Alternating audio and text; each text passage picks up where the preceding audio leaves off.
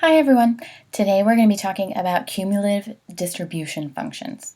Okay, so remember we already talked about random variables, okay, which those were called x or y, and those took an outcome and gave you a number. And then we talked about probability mass function,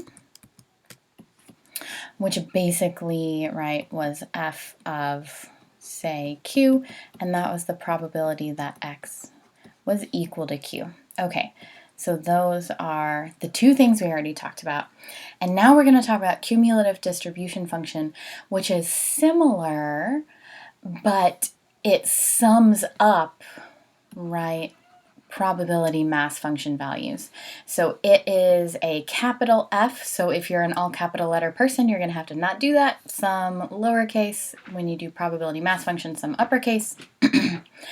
And big F of Q is the probability that that random variable is less than or equal to Q. All right, let's go ahead and do one example here. All right, we flip a coin 3 times. Let x be the random variable that gives the number of times heads shows up. We want to write out the cumulative distribution function. All right, so if we're flipping the coin 3 times, x can be 0, 1, 2, or 3. Okay, so the outcomes where it's a 0, well, what outcomes are there where there's no heads? Just tails, tails, tails. What about where there's heads 1 time? Well, that heads could be first, it could be second, or it could be third. Twice, the one that's not heads could be last, it could be in the middle, or it could be first. And then 3, the only way to get that is heads, heads, heads. All right, so we can write out, if we want to think about it this way, we can write out the probability mass function. So f of 0, that's the probability that this random variable is equal to 0. That was one outcome out of a total of 8. Okay, f of 1, the probability that we get a 1, that's 1, 2, 3 outcomes out of 8. Little f of 2, the probability that we get 2 is 1, 2, 3 outcomes out of 8. And f of 3,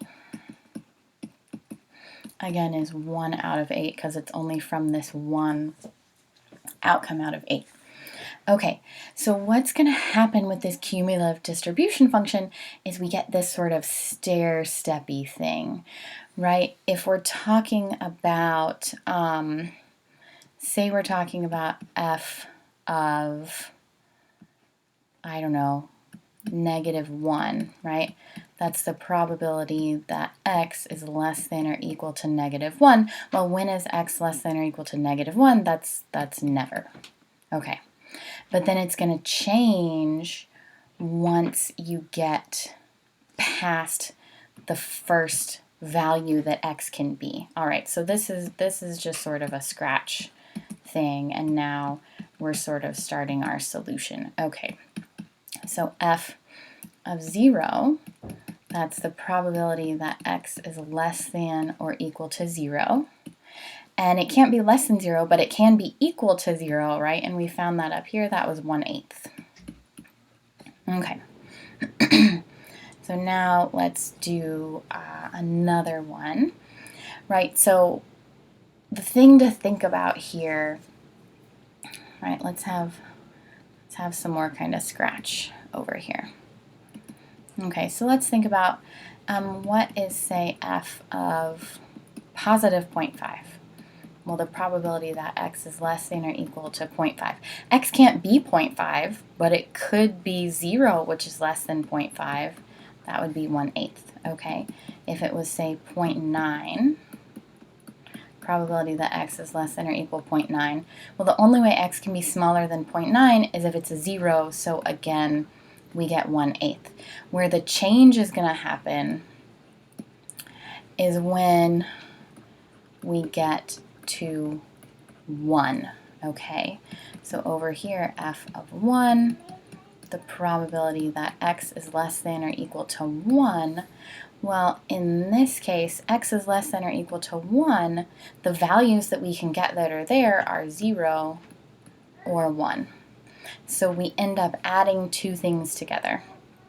Okay, we're going to get 1/8 plus the value when it's 1, which is 3/8, and that's going to be 4/8.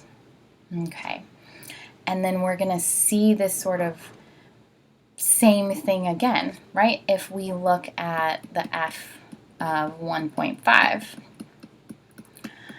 okay, chances that it's 1.5 or less. Well, the only way it can be 1.5 or less is to be 0 or 1, and we have that. So it's going to change when we get to 2. So we look, and we're going to do f of 2. That's the probability that x is less than or equal to 2. Okay, and so if x is less than or equal to 2, it could be 0, 1, or 2. So 0, there's 1/8 of a chance. 2, there's 3/8 of a chance. 1, there's 3/8 of a chance, and 2, there's 3/8 of a chance. So here's where it's 0, here's where it's 1, here's where it's 2. And then we add those up, that's 7/8. And we're going to see the same thing again. It's not going to change until we get up to 3. The probability that x is less than or equal to 3. Well, if it's less than or equal to 3, the values we can get that are there are 0, 1, 2, or 3. And that's just all of the values, right? When 0, there's a 1/8 chance. 1, there's a 3/8 chance. 2, there's a 3/8 chance. 3, there's a 1/8 chance, and that ends up being 8 out of 8, which is 1. Okay, and then we're going to end up with, right, f of q is going to be, right, 0 if q is smaller than 0, okay, because x can't be negative in this case, and it's going to be 1 if q is bigger than or equal to 3, because x is always x is always smaller than 3 or equal to 3. Okay, there we go.